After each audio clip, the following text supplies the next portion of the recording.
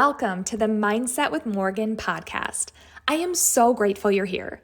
I'm Morgan, and I am a multiple seven-figure entrepreneur who adores all things business. I love building great teams and great companies who benefit the world. I've been building and running startups for nearly 15 years, and I've learned a few things along the way. I'm a teacher by heart, and I'm so excited to share with you. I'm also human, and I need a good pick-me-up and mindset shift before meetings, tough conversations, and sometimes just on my morning commute. My hope is that you can use this podcast as a quick mindset reset before you start your day or whenever you need a mindset shift. I also love a good funny story with a helpful lesson involved, and that is what you'll get here. Now let's learn, grow, and have a few laughs. Hello and welcome. So today is a very fitting topic, and I promise you the word crayon will make sense here when I explain it a little bit more. So today's topic is training, and I'm really excited for this training series. I'll have multiple different episodes on training, so you can refer very, very easily to them. But write it in crayon is a concept that my husband actually taught me, and I used to not really understand what he meant when he'd say, write it in crayon. I don't know what you mean, like write it more colorful, write it bigger. But this makes sense to me now, and I want to explain it to you. So when training somebody, training can be one of the hardest things ever if you are somebody who's done something for a very, very long time. I learned this concept from my English literature teacher in high school, and he explained it. He told us a story.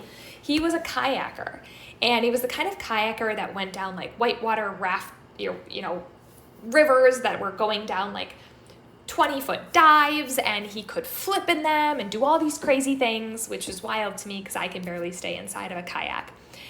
He explained that he was the worst person to teach people how to be a great kayaker. And I thought, well, that's crazy, because wouldn't you automatically assume that the person who's best at something is the best trainer, right? You work in a jewelry store. The person who sells the most jewelry should be the best trainer, right? Wrong. It's wrong. The person who can write it in crayon the best is the best trainer. So let me explain. Now, sometimes the person who is really, really great at the thing is still a good trainer, but I think they're two separate skills. So what I mean by that is somebody who is able to really take multiple steps back. It's a very specific skill set from what I've learned over the years. Somebody who can take a step back and take a big concept and chunk it into small pieces is often a really great trainer. They also have to be an excellent communicator. So back to my high school teacher, I didn't really grasp the concept at first why somebody who was really good at something wouldn't be the best at something. Well, think about it. If you had to stand up in front of a room and teach somebody how to ride a bicycle, do you think you could? Me just thinking about talking about it kind of makes me anxious because I don't even know where to start. Do you put your hands on the handlebars first? Do you stand over it? Do you sit on the seat first? When do you lift your first foot up? Which foot? If you're right-handed, which foot goes first? If you're left-handed, which foot goes first? You probably can't explain it, right? Why is that? It's because it's second nature to you. If you have been doing something for years the same way, it becomes second nature to you. And oftentimes that means you're not going to be the best person to train something unless you have that skill set of being able to step back, take things apart, and teach things step by step, aka write it in crayon. But if you're really, really good at something and just have been going ahead and doing it for so long, it might be hard for you to teach it. Now, this is also a concept that kind of got to me in the beginning because I've, over the years, learned that I'm a really good teacher. I'm a really good trainer. I love writing curriculum. But here's the thing, it's a different skill set than the skill set of actually doing the thing. Now, what I mean by that is it's a skill that I've had, and maybe you have it too, where all I need to do is watch somebody do a task that I've never even done before. I know nothing about it. If I watch them for just a little bit, ask them certain questions. What is your trigger? Why do you do this? How do you know when to do this? When do you not do this? When you say, oh, sometimes I do that, when do you not? I just ask these questions. I can make a guide or a playbook on it pretty quickly. Now, there was a saying back when I was a kid, not that I'm that old, but I remember hearing it when I was a kid. And somebody once told me, those who can do, those who can't teach. As a teacher, as a coach, who's also really skilled in tactical things as well, not just teaching and coaching, that really bothered me for a long time. And I didn't realize that was deep down in my core and made me almost embarrassed to be a trainer, to be a coach, to be a teacher. Because somebody years ago, and I know who it was, put that idea in my head. And here's what I think. I think that is total BS. Whoever said that, I don't know, has something against teachers, because I find teaching, training to be a very specific skill set. So my point in all of this, as you lead a team, if you have a team, if you are a trainer, how do you make sure that someone is good at writing in Crayon? And a lot of times it could be just having them make one simple playbook. Hey, there's a gap in our company. The thing you do, let's say you put tags on shirts. Make a playbook for how to do this and read the playbook. If somebody who's never done it before can do it, you know it's a good playbook. I always would say to my cooks at my restaurant, this recipe book should be so good that we could bring a homeless person in off the street, or anyone in off the street, and be able to make this dish, and it should look just as good as when you make it. That is the sign to me of a good recipe, of a good guide, of a good how-to.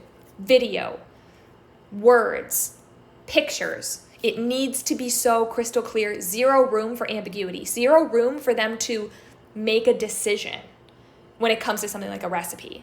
Every job is different, right? But most tasks you can boil down into a task, into instructions, into clickable links that take you to more guides, right? So when you're writing something in Crayon, you are answering the question, why are you doing this? When do you do it? How do you do it? And utilizing things like video. I love Tango. I love Tango for written guides. I love Loom for video guides, or honestly, just recording your screen on Zoom, downloading the video, uploading it to Google Drive into like a folder, and then linking that video in your guide with a hyperlink. I do it all the time. So when you are writing in Crayon, you are explaining the why behind something and explaining the trigger, when you do it, why you do it. You've got to be able to explain things in layman's terms as well. Because if you start using terminology they don't understand, you've lost them. And a lot of people don't know enough to ask good questions, or are embarrassed, or don't want to interrupt you, right? A sign of true understanding and being able to write something in Crayon is explaining a complicated concept in layman's terms. That is when you know that you fully grasp something enough to be able to teach it. And this is a really, really important piece. So if I have any guidance or advice for you, or takeaways, make sure that when you are training someone in a new role, that you are making sure that whoever is teaching them is writing in Crayon and well qualified to be teaching them the thing. It very well could be the person who is the best at something, but make sure they, in addition to being the best, also have the skill set of being able to write in Crayon, which is separate, okay? I hope this was helpful. I've got lots of different tools and guides. I can link some of my favorites in this episode as far as how I utilize it. Google Drive is my best friend. What I love about it is I can get to it on my phone. I can grab a document and literally text a link to somebody if they're looking for a guide or a how-to, which saves me so much time and so much energy. It's work up front, but it saves you so much time on the back end. And my last parting gift to you would really be that the person who you have write your playbooks and write your guides be a new person in the role. They're already in a mindset of learning and are already taking things slowly, and they're the best person to make your guides and playbooks if you don't have them yet. So one of the first things I do, especially if somebody's in a new role, maybe the first person ever to be in this role, is I assign them a few playbooks a week of what I want to see from them. If I give them a list of 30 playbooks, I'm going to get 0. But if I say, all right, I need a playbook on this and this by the end of the week, here's a template on what you can do, they typically get it done. So less is more when it comes to that stuff. And man, 6 weeks goes by and you might have 12, 15 playbooks, which is great for the next time you hire someone in that role.